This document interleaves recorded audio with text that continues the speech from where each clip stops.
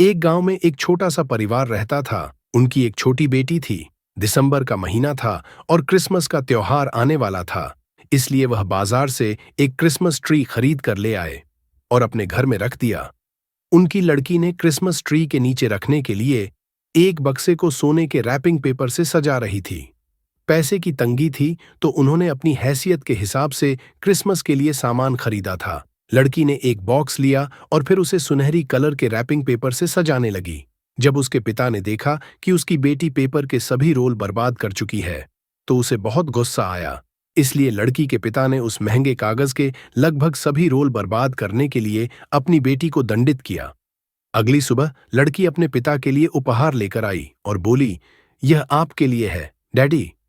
ये एक बॉक्स था। पिता ने जब लड़की द्वारा दिए गए बॉक्स को खोला और बॉक्स को खाली पाया, तो वह फिर से क्रोधित हो गया।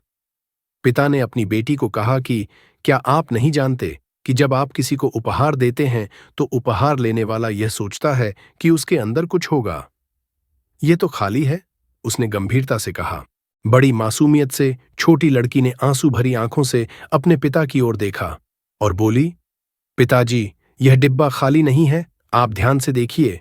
मैंने इसे आपके लिए अपने चुंबनों से भर दिया है।" यह सुनकर पिता स्तब्ध रह गए।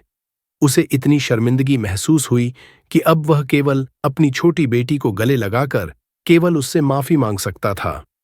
अपने जीवन के कई वर्षों तक वह व्यक्ति उस सोने के बक्से को जो उसकी बेटी ने गिफ्ट दिया था, उसे अपने बिस्तर के पास रखता रहा।